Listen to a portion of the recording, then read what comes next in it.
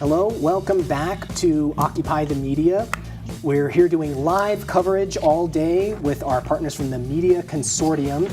And we've had a lot of really interesting news that's happened throughout the last hour, and we're still working to cover that. In this hour, learning about history and heritage is good for young people, right?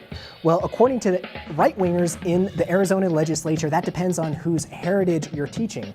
Is Occupy Wall Street the civil rights movement of our time? Find out why people are making this connection. And what would the U.S. look like without immigrant workers? We'll look at how industries like agriculture are being hurt by laws that target immigrants. I'm Jared Jacang Mayer. Thanks for staying with us.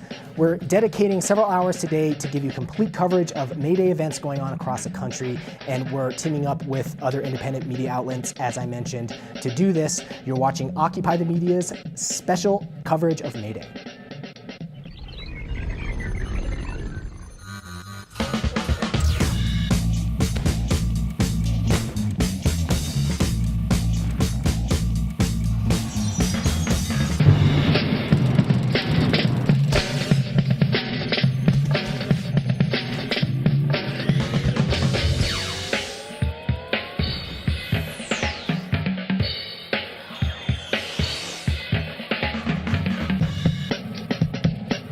For those of you just tuning in, this is your one-stop destination for May Day news. Cities and towns across the country are heeding the call of the Occupy movement. No work, no school, no shopping, and taking to the streets.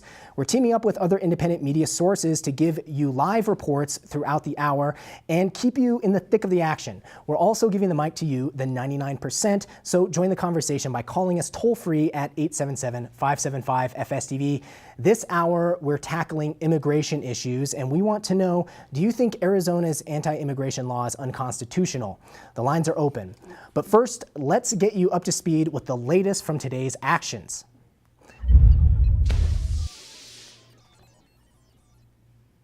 In Chicago, a large group of May Day protesters have blocked access to a downtown branch of Bank of America. Demonstrators gathered outside one of the branches on State Street, and Occupy Bloomington has been evicted. Police have removed Occupy Bloomington's May Day tents in Indiana. The police came in to evict the group early this morning before many of the events began that day. 800 workers strike in Joliet, Illinois, where workers at the Caterpillar plant have rejected a contract that they say doesn't include sufficient pay raises and is calling for higher health care costs.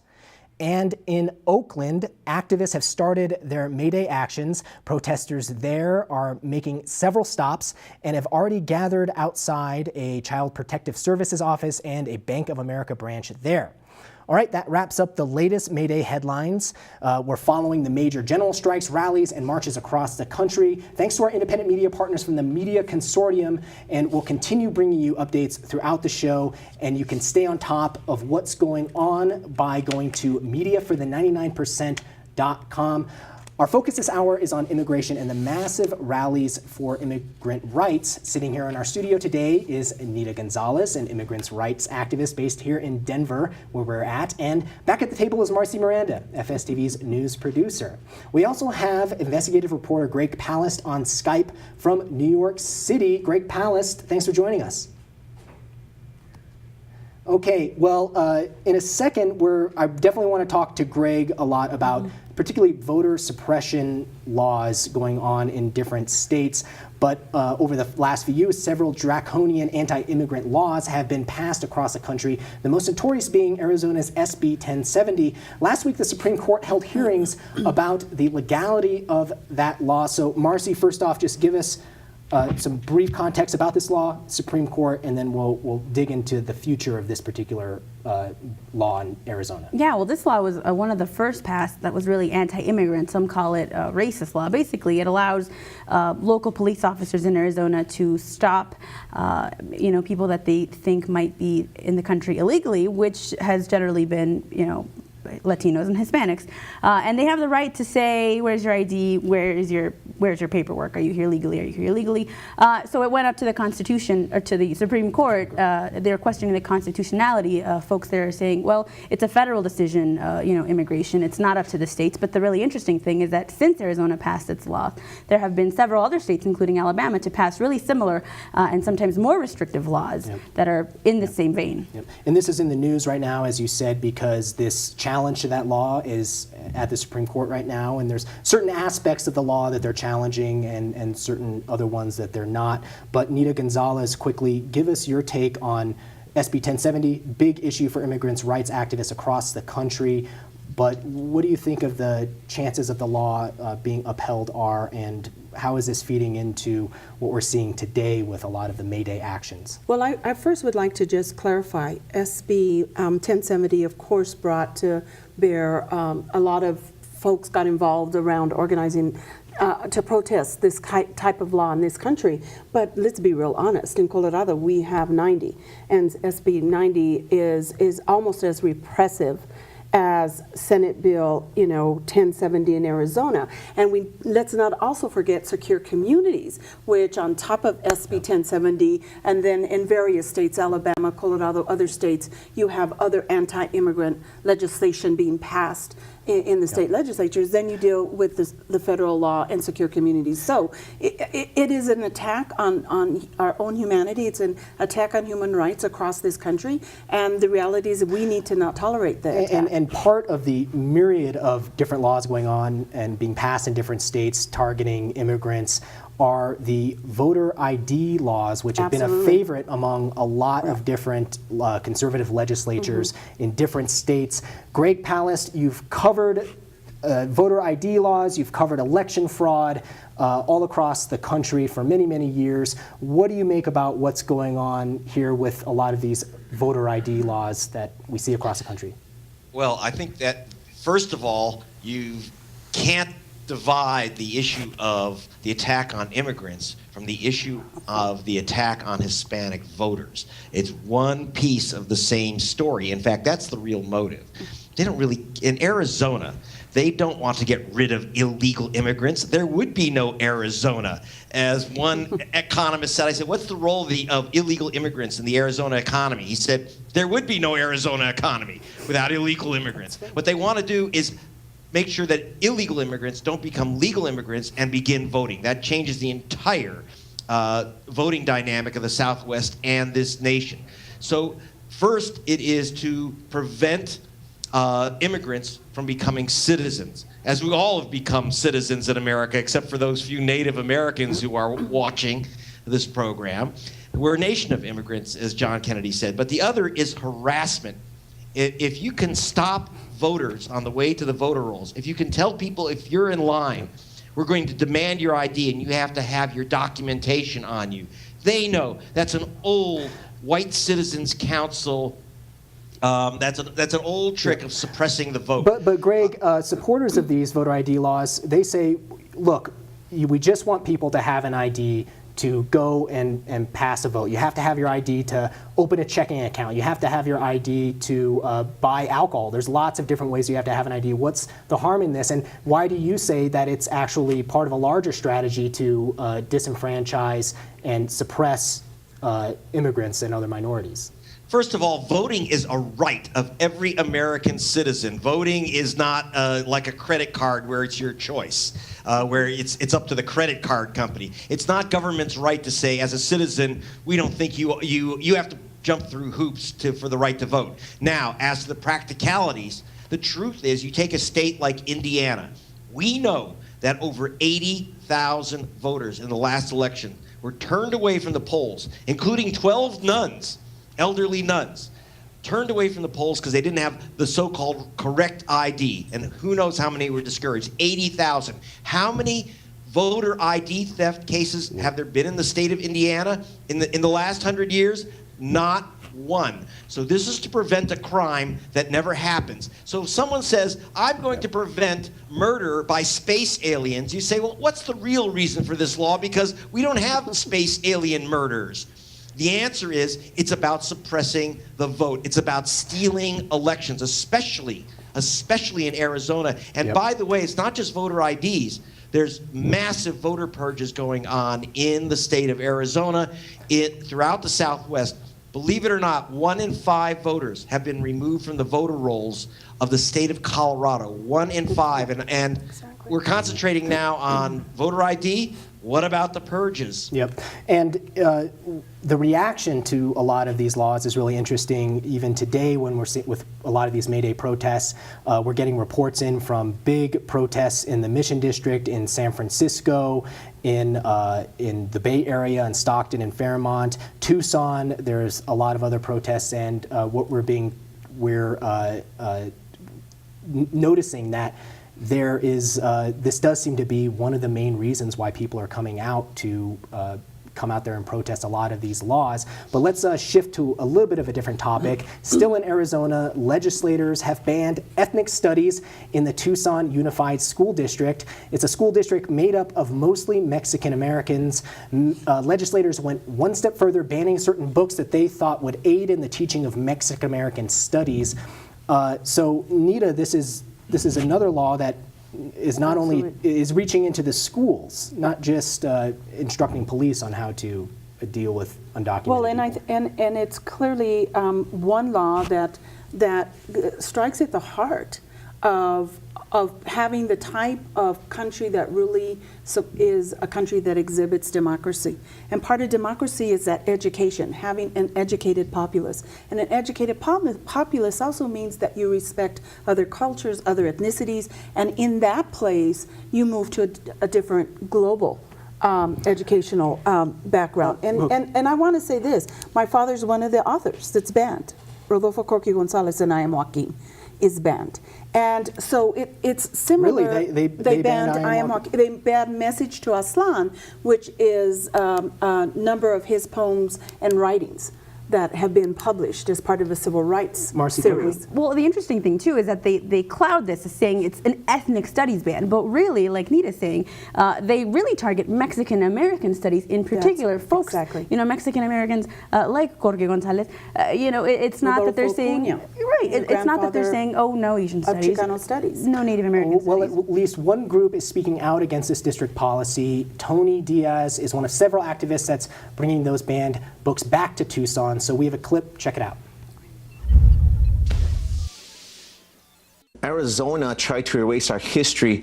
We decided to make more. So we've unleashed this informal network that's galvanized into a national movement. Right now, there are Libre Traficantes across the country. Even right now, here's the irony of it.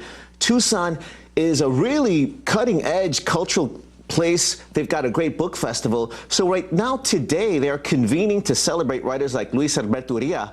But these are also some of the authors whose books have been confiscated from the classrooms. So Tucson is also at the middle of this controversy because Arizona has spent a lot of time making our people illegal, and now they want to make our thoughts and history illegal, and that's too much. So with the caravan, you can get the full schedule at librotraficante.com, and we are basically bringing all the books back that were confiscated and taking out of classrooms during class time. The other cultural offense here was that administrators were forced to walk into classrooms while school was in session and in front of our young box up books by our most beloved authors, and that's too much.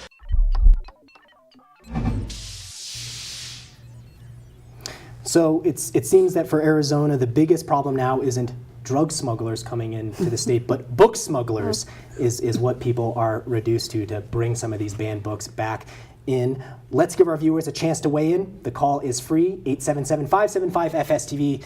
We're a country of immigrants. Do you think that too many people forget that? Again, that's 877-575-FSTV.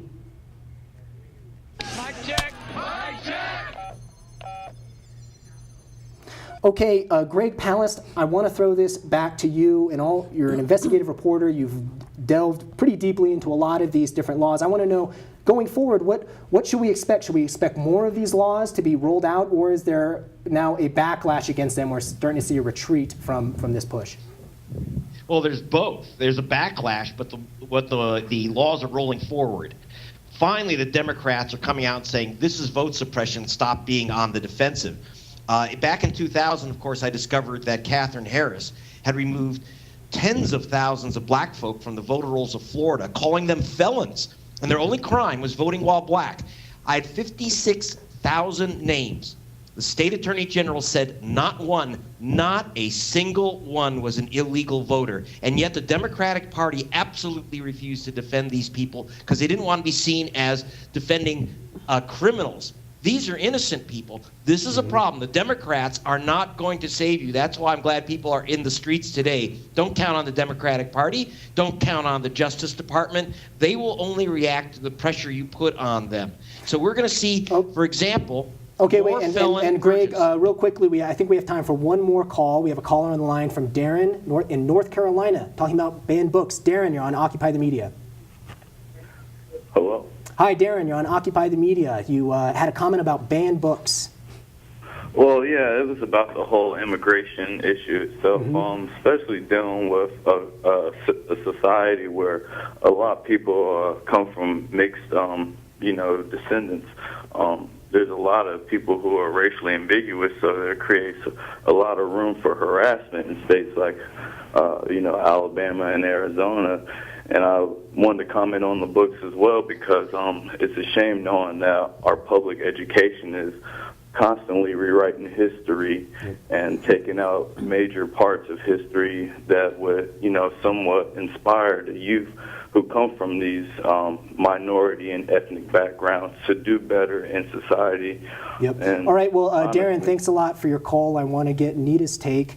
Talk a little bit more about banned books, because this isn't just something going on there in Arizona. This has repercussions for Well, people and I think elsewhere. people need to recognize this has been an issue throughout our history in this country.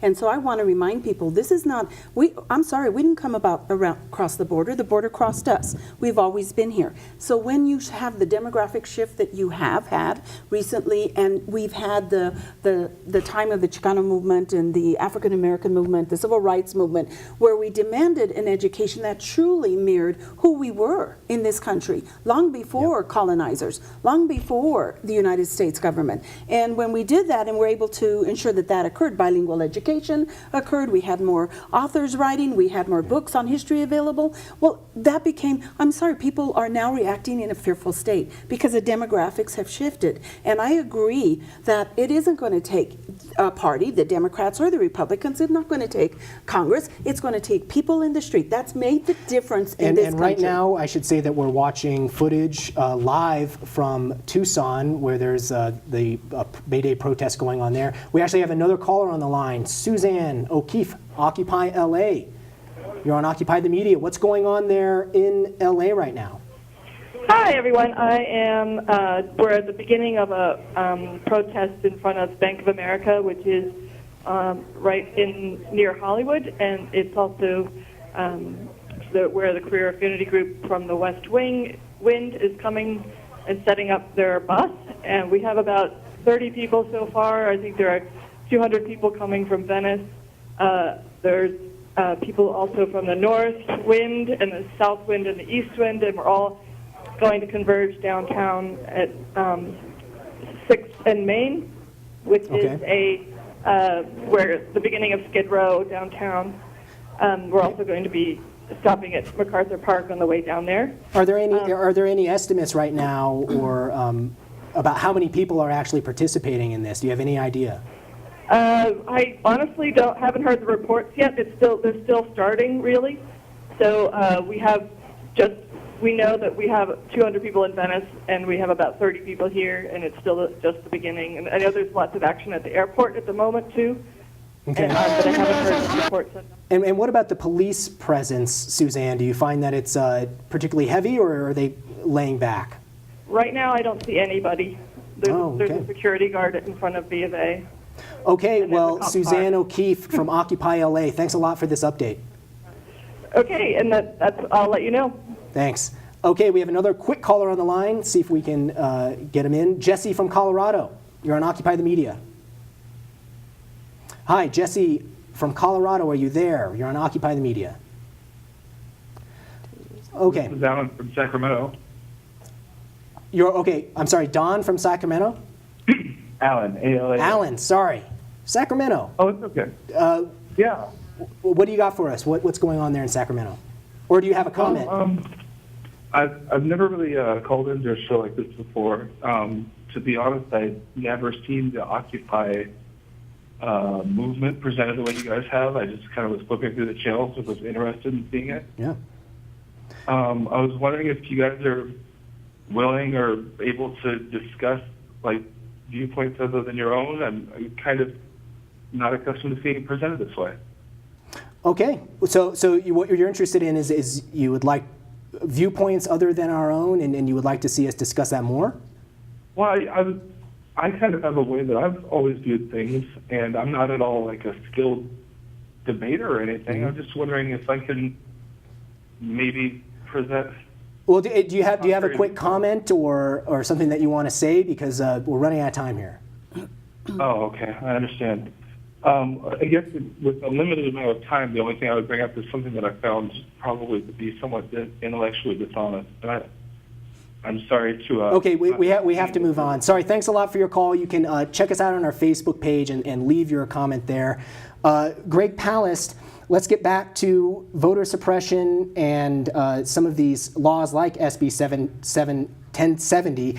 How do you see this playing into the Occupy Wall Street movement? Do you see that it really fitting in and being a big motivator for people out there? Absolutely. This is why we occupy.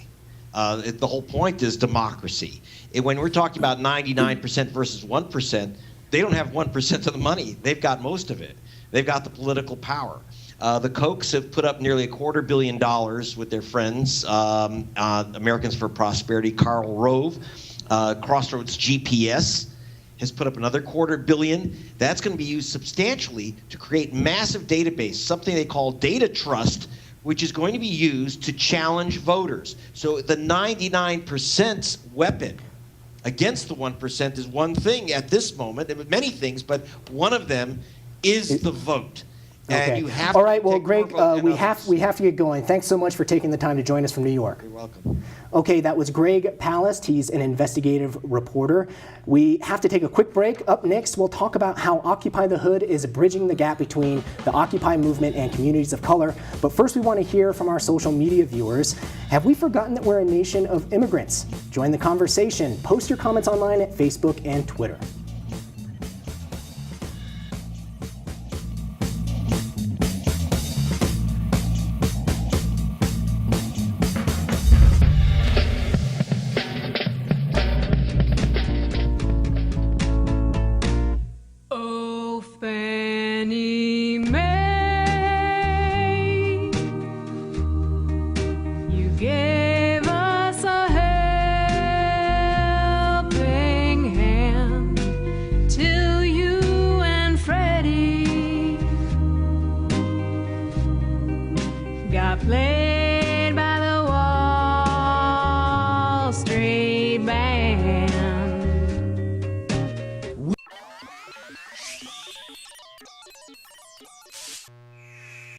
Packers. Viking. Packers. Viking. Packers. Red state, blue state, vegan. Carnivore.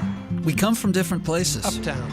Downtown. Optimist. We come to different conclusions. Half empty. Half full. But when we live united, we create real, lasting change in the building blocks of life. The education, income, and health of our communities, our families, United. even the person next to us. Live united. Real change won't happen without you. So give, advocate, volunteer, live united. Sign up at liveunited.org.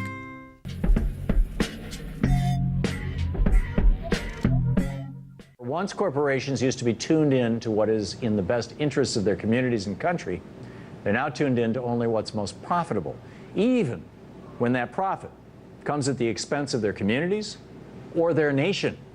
They become predators. For more on this, Lynn Paramore joins me now. She's a contributing editor alternate, founder of New Deal 2.0, and author of the book Reading the Sphinx. Lynn, welcome. Good to be here. Thanks for joining us. How have corporations managed to get by not paying their fair share in taxes? Well, we've got a relationship between corporations and the public that is seriously out of balance, and this ridiculous tax situation that you just mentioned is one of the symptoms. I mean, in 2008, Goldman Sachs, which received a massive bailout that same year and also made massive profits, paid 1.1% in taxes. And, you know, we'll hear from conservatives that, you know, these corporations don't really owe us anything. They're job creators, blah, blah, blah. Well, they actually owe the public quite a bit, and we need to remember that, and we need to blast through this mythology that's been handed to us for the last 30 years by conservatives and neoliberal economists. I mean, the fact of the matter is that we pay a tremendous amount for corporations to have their workforce educated. We pay for infrastructure that allows them to do their business. In the case of a company like Goldman Sachs, we pay tremendous amounts in defense spending so that they can have safe markets in foreign countries and have new markets opened up for them. So this idea that they don't owe us anything is absolute hogwash. At this point, you know, if you're a voter, it's hard to know who to vote for. There are entrenched corporate interests on both sides of the political aisle. It's probably going to take a mass movement to turn this around and to have a real paradigm shift. And fortunately, we've seen Occupy Wall Street sort of opening the door to that. But the public really needs to wake up. And we need to remember, these corporations owe us. The CEOs of those corporations work for us, and we are stakeholders, and we have a right to determine how they conduct business.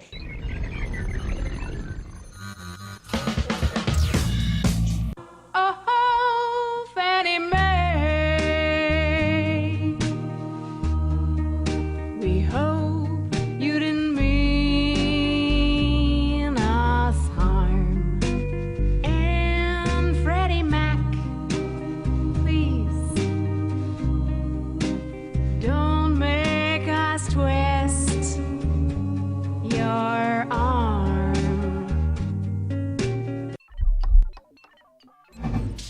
But then I.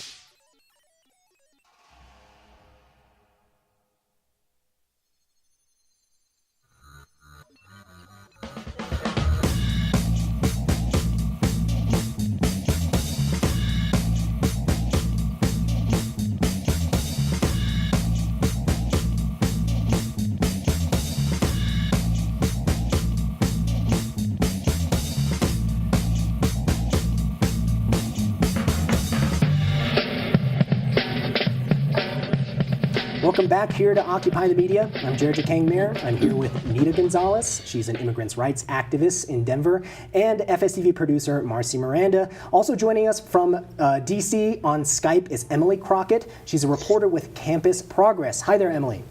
Hi, how you?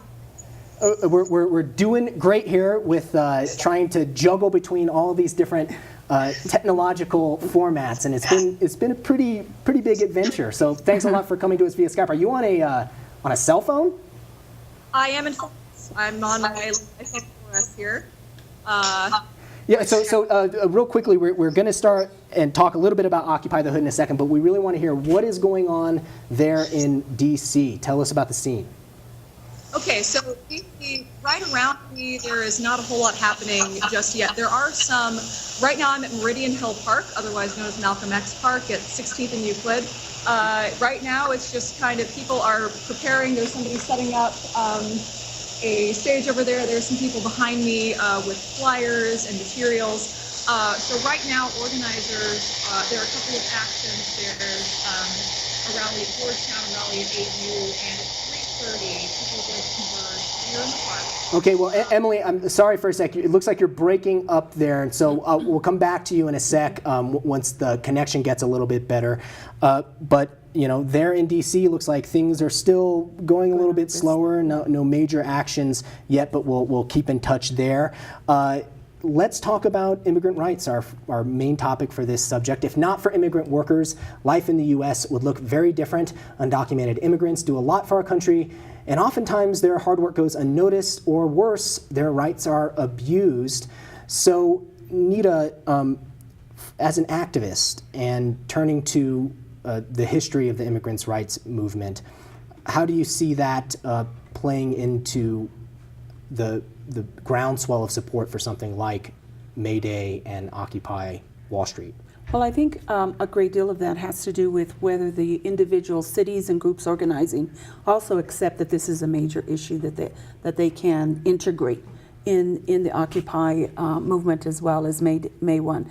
But May 1 has always been a major day for immigrant rights to come together and have a street action, protest action, music action to bring to bear and to bring to light the whole issue around immigrants and their place in our society. But let me be real clear. I don't use immigrants often. I don't use documented, undocumented, because as I said earlier, we've always been here. This is our land. This is our homeland. I don't see us crossing any border. I don't see all those borders that were put up, that quite frankly aren't realistic in terms of land or geography. And many of the people to South America are part of who we are as a family. So do you use any terminology then? What's the right one? Well, I learned from Wilma Mankiller, the first woman to lead her tribe, who said there are brothers and sisters. Okay. Brothers and sisters to the south. Well, let's see if we can Primos get some. Let's see if we can get some callers on the line. We want you to join the conversation. Have your voice heard by calling 877-575-FSTV. What do you think immigrants mean to the United States economy? The lines are open. So activists in communities like Chicago, Detroit, and the Bronx have come together under a different Occupy umbrella. Occupy the Hood is what it's called.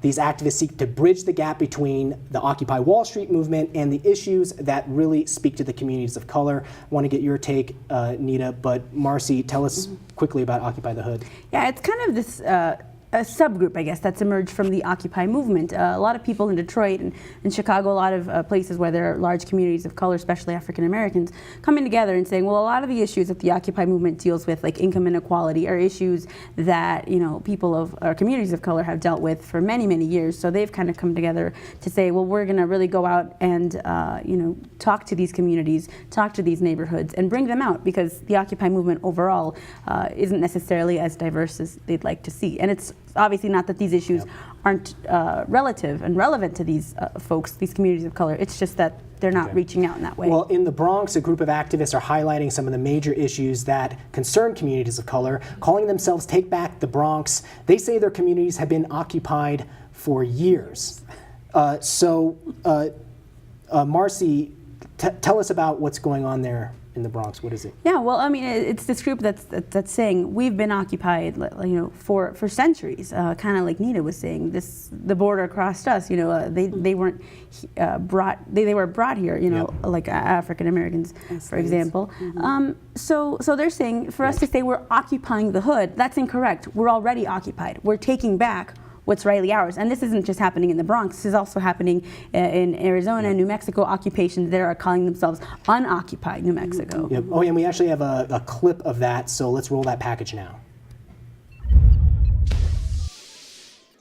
I'm a part of Take Back the Bronx, and we were formerly known as Occupy the Bronx, but we changed that real quick because Occupy, we recognize that has a very negative connotation within communities of color.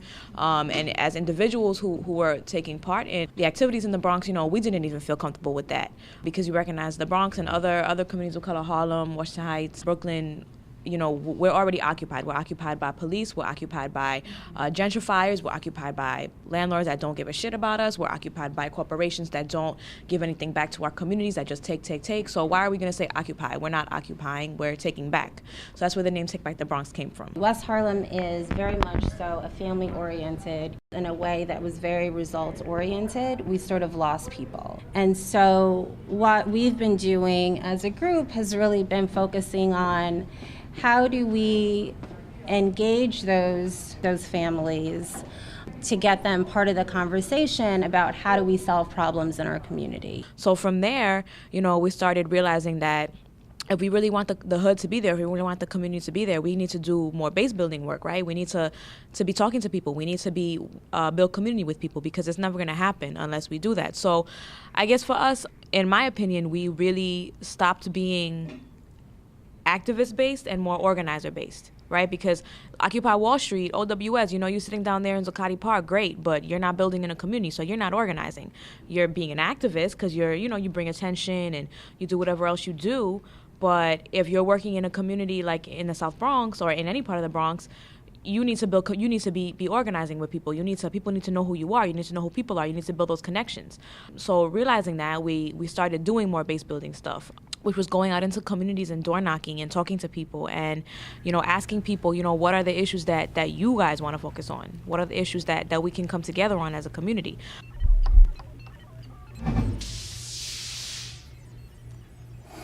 All right, so let's see if we can get another caller on the line. It's time for another mic check. Let's take some more calls from viewers. Okay, we actually have Jack from New York City who just got back from the May Day protest. Jack, you're on Occupy the Media. Hi, yeah, this is Zach Roberts. I work for Greg Palast.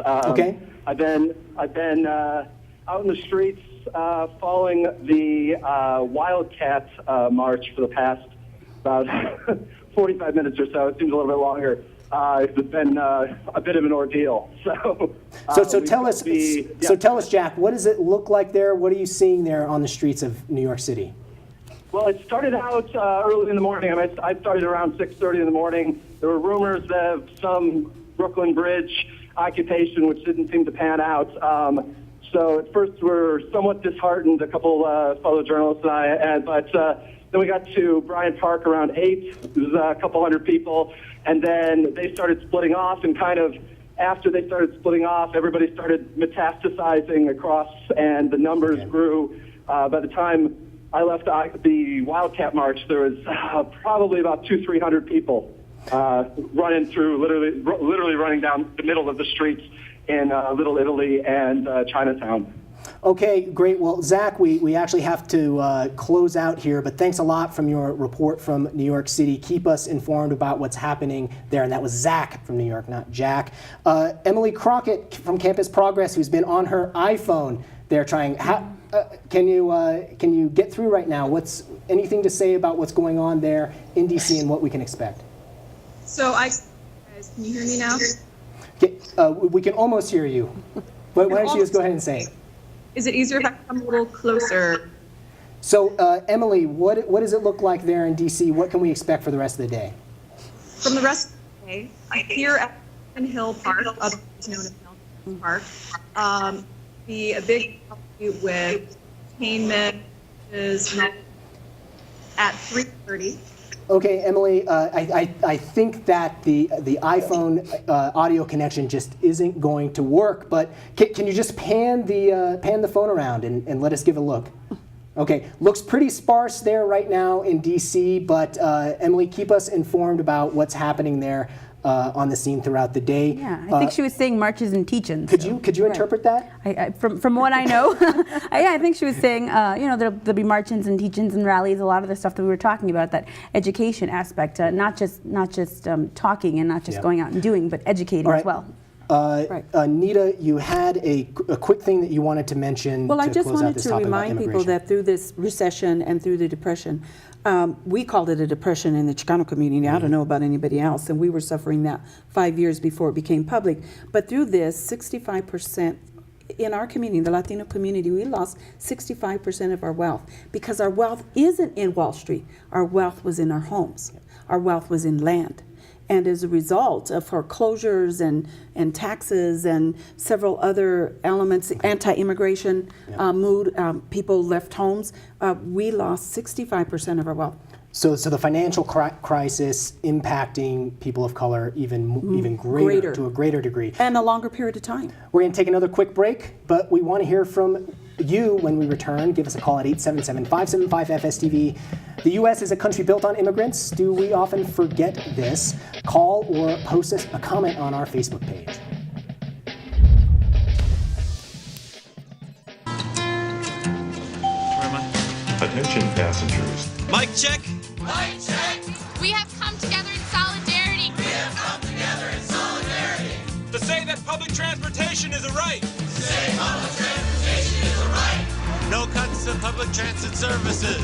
No cuts to public transit services. No layoffs to public transit jobs. No layoffs to public transit jobs. No hikes in public transit fares. No hikes in public transit fares.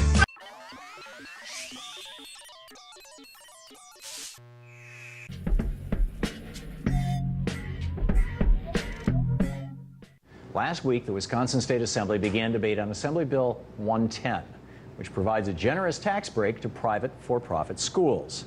All around the nation, with the help of high-powered lobbyists, similar legislation is being pushed that promotes the interests of private for-profit schools over the free public schools.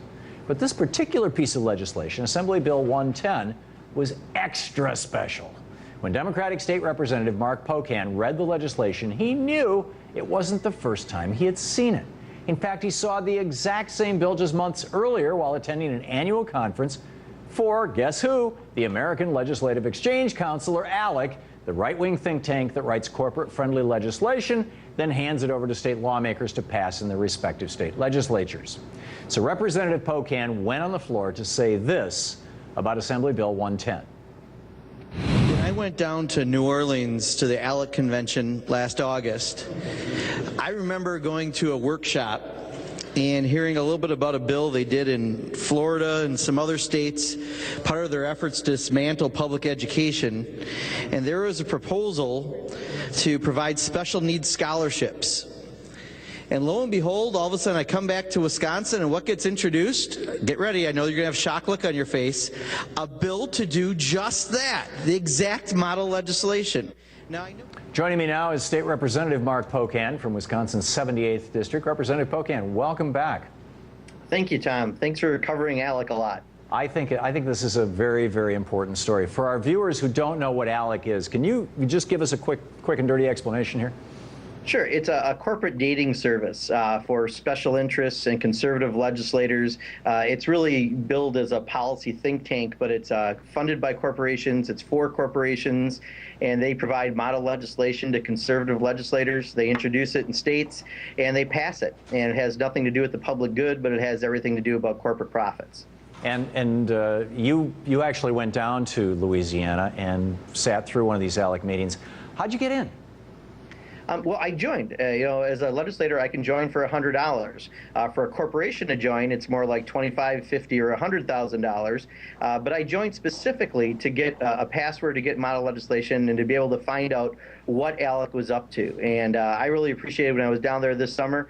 You and I had a conversation. In fact, if I remember right, I had to keep walking during the conversation because I was being followed by ALEC staffers at the time. But I go to find out what they're up to. And we kind of have a good idea of the roadmap they're going to take in a lot of these Republican-leaning states. There was a Texas legislator moderating a panel. It was a bunch of CEOs from utility companies and from the industry. And he goes to the legislators in the audience, all right, we're a big football team. You're the players, and these are our coaches, so listen up. And that's the idea. You're supposed to listen up. You're supposed to take their model legislation. You're supposed to introduce it, and they're supposed to live happily ever after. And that's the model that ALEC is. The problem is they've tried to operate in the shadows. Welcome back to Occupy the Media. I'm Jared Jacang Mayer. Joining me are Nita Gonzalez, an immigrants' rights activist, and from Yes Magazine, executive editor Sarah Van Gelder. We've also got Rebecca Burns, a reporter for In These Times magazine, on the line. Hi, Rebecca. Are you there? Okay, Rebecca Burns. We'll hopefully be able to patch her in through the phone. We're going to be talking about immigrants, the immigration issue, as we have been throughout this hour. But first, some quick updates. We had a note from Vanessa Maria from Occupy Philly, who says that occupiers have shut down Walnut Street in Philadelphia, which runs through the center of the city, and that Occupy protesters are now at Wells Fargo. And we should also mention that when Zach Roberts on the phone before had mentioned wildcat marches, what's that terminology mean? It means it's in a march that is not permitted. So the people who choose to go out on those marches are the ones that are choosing to risk arrest because they'll just be out in the street. And those are distinct from the permitted marches, which, since they're First Amendment rights, and that separation is made because? Well, for a variety of reasons, but one of the really important reasons is it makes it possible for undocumented folks who may not be who may not be in a position to take the risk of arrest.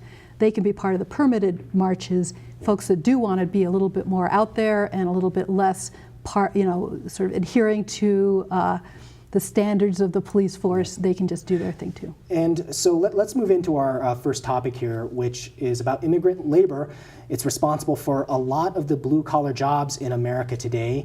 So how does that sit with labor groups. Nita, I'll ask you in a second, but Sarah, you know, kind of the old school unions traditionally, at least historically, have and immigrants' rights activists don't always see eye to eye. They haven't always been working along the same path throughout U.S. labor history, even though they had a lot in common because of, I guess, competition for some of those blue-collar or low-wage jobs.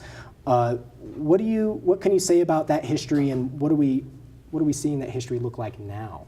Well, I think some of the unions who perhaps were a little bit more narrowly focused on protecting the rights of a small group of people who were their members, you know, were not really seeing the broader picture, and felt like if they could keep undocumented folks out, they could keep wages higher and keep benefits higher for their members. But I think more and more, you know, particularly with leadership from people like the SEIU, I think what we're seeing now is a much broader understanding that really unions have to be in the business of protecting rights for all people and all workers in particular.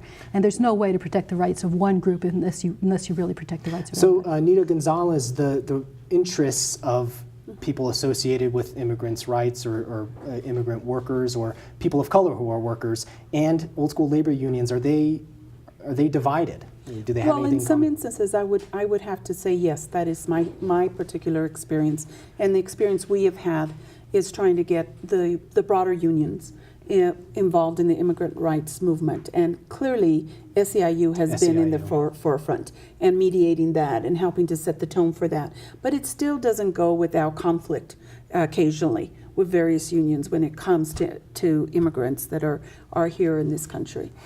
Okay, so our next topic. For 2 years, domestic workers in California and New York have been finding ways to organize for their rights without forming unions. Now they're bringing those efforts together on a national level. Here's a quick look into some of the organizational tactics behind those efforts.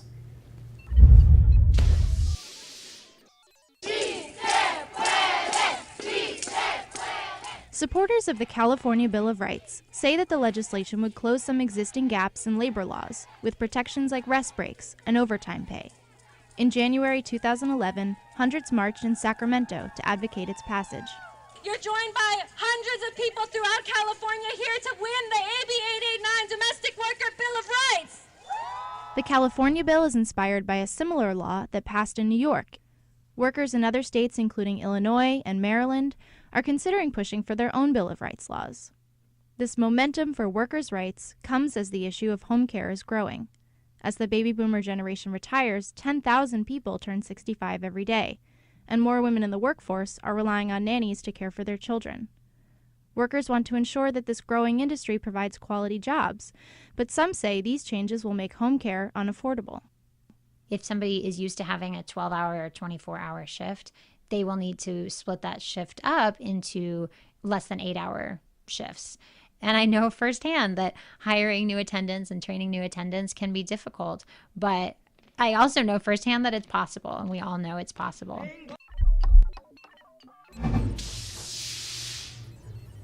Viewers, we know that you're out there and we want you to join the discussion. Call us at 877-575-FSTV. Do you think the Occupy movement can help strengthen workers' rights for immigrants? The lines are open. And quickly, just to sum up about this, these domestic workers, Nita, organizing. Right, I think that has been happening across the country on a smaller basis. Clearly, the domestic workers are one of them in New York, but there's several in agricultural communities that are doing the same thing. Because when you have people that don't feel safe in a greater society, they find that kind of underground way to kind of organize and come together to help themselves out. And I think it's good. I think it's healthy. It also pushes unions to recognize that they've got to be much more involved, much more proactive around this issue. And so our next topic today was to talk about NAFTA, the North American Free Trade Agreement. It's almost 20 years since this has been enacted, and for some young people, they've grown up under NAFTA. They haven't seen the changes that have happened. But let's talk a little bit now about the impacts that NAFTA has had on the long term, and how people today can reflect back on about what that's done. Sarah. Well, 1994 was when NAFTA went into effect, and one of the first things that you saw happen was the dismantling of the ejido system, which was the communal land ownership system. In Mexico? In Mexico. That kept land available to farmers generation after generation. So it's an incredibly important building block for the economy in rural areas, which is a lot of what Mexico is and was. At the same time, you saw the importation of massive amounts of cheap American corn, which was subsidized by the federal government, so it could undercut the price that Mexican farmers had been able to get for this commodity, which is actually a staple food for most Mexican people. So you, in two different ways, you just made this body blow against the basic foundation of the Mexican economy. And so it's not surprising that people went into poverty, that they were displaced from their land, that they couldn't earn a living. And so how did that fit into the immigration debate here in the U.S. in recent years? Well, of course, when people are displaced from their land, they have move. to find somewhere else to go. That's right. To support their families and their communities. But Nita, we've seen the Pew in fact, Hispanic... for NAFTA, yep. Many of us marched against it. We protested NAFTA because we knew it would translate into a gain for corporations, not a gain for the people, small farmers, small businesses. We've seen the recent report by the Pew Hispanic Center, which got a lot of interest because it showed that for the first time in many, many years, the actual number of immigrants coming into the U.S. and the number of Mexicans and other immigrants leaving the U.S. has balanced each other out. Some people have attributed that to, well, the American economy is bad, but the Mexican economy has slightly improved because of NAFTA. That's why people are returning home. What do you think of that? I would doubt that it was because of NAFTA. I think that people are making decisions of staying exactly because of the environment in this country, which has been very hostile and very anti-family. We talk about being pro-family, we're very anti-family. And I think there have been some gains in certain areas that the government is trying to, and the people are trying to do. I mean, part of the change also occurred because people took back their own power. When you have Chiapas and you have the Zapatistas, people take back their own power and trying to make that work. I just got word we have some more calls, so let's, we've got some more calls coming through, so let's take those calls from the 99%. Okay, we actually have some reporters from Detroit, Victor and Yarrow. They're in Detroit. You're on Occupy the Media. Are you there? Hi, yes, we're here. Yeah, we're here, waiting patiently. Oh, thank you so much for hanging on there. We want to know what's happening there in Detroit. What are you seeing?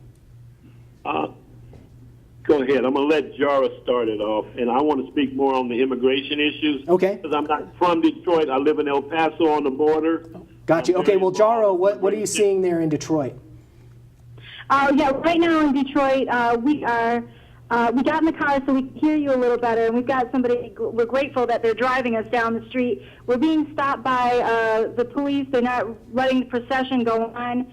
It's at a very slow pace right now, but we've got several hundred people marching down a main venue in Detroit. It's Michigan Avenue. And the traffic is all stopped up because of the procession. We started our rally in Clark Park in an immigrant neighborhood, and then we proceeded to Mayberry, one of the schools that are under threat of being shut down, and we went to our dilapidated, famous train station and talked about green jobs, and we just left there and headed to the bus station to talk about transit because they're shutting down our buses here. So that's going to be our next stop. Okay, Jarl, thanks for that update from Detroit. Now, Victor, you said that you had a comment on the immigration issue. What do you got for us? Let me just say that I'm one of the original leaders of the Black Panther Party from Oakland, California. I have been politically active for 46 years, since 1967. And I had helped the Fort Lauderdale Occupy group out in their organizing. And after doing a teleconference, Detroit hosted me up here. I've been here just a few days, but on the topics that you're discussing of immigration, I'm very well versed on that, and I want to make some comments about that. We might run out of time. So, do you have what's your one comment that you want to make about this immigration discussion? Which you know is right on the border, where Fort Bliss is at, and I hosted a radio show there. Yep. My take on immigration is that any immigration policy that the United States proposes, it must, in my opinion, take historical facts that took place in America, in southwest part of the United States. meaning that all that land, as you know, once belonged to these same immigrants who are now coming into our country illegally. So to formulate an immigration policy, those political and historical facts, I think, should be inclusive in formulating an immigration policy. Okay, and so Victor, it sounds like when you're talking about comprehensive immigration reform, you're also talking about even going back and looking at back into history whose lands were actually taken. We actually have to go. Thanks, Victor Anjaro, calling in from Detroit. So, any last points here on this immigration issue and how it's actually fitting in to the Occupy Wall Street movement and May Day? Every call, it seems that we're hearing the immigration issue is a big one. Well, May Day is an international day for workers, and workers it appeals to workers across the continents. So absolutely, they're also looking at what are we going to do? What is finally going to be our response, not only in this country but throughout the world, around labor and workers? See, I believe you need a minimum wage that's international. That's it. Okay. And you fight for that. Real quickly, 10 seconds. I think the question of NAFTA and the other so-called free trade agreements are also about transferring wealth from the 99% to the 1%. So that's 99%, that's where we need to come together. All right. Well, thanks so much, my guests this hour. We tried to get Rebecca Burns in there from In These Times. We'll see if we can get her later. Sarah Van Gelder, executive editor of Yes Magazine, and Nita Gonzalez, an immigrants' rights activist. Thanks so much for being here. Glad to be here. Thank you. Jared. Okay, we asked our Facebook and Twitter followers, what do you think would happen to the United States economy if immigrant workers weren't here? Kate writes, are you kidding me? There would be no U.S. economy. Ranja asks, this country was built on the backs of immigrants, including this economy. Jamie says, I think that the U.S. economy would tank fast without immigrants. All right, thanks for joining us on Occupy the Media. We'll be back in our studio here in Denver in just a few hours, but don't go away. We're passing the baton along to Tom Hartman and his team. So stay tuned for the latest May Day coverage right here on Free Speech TV.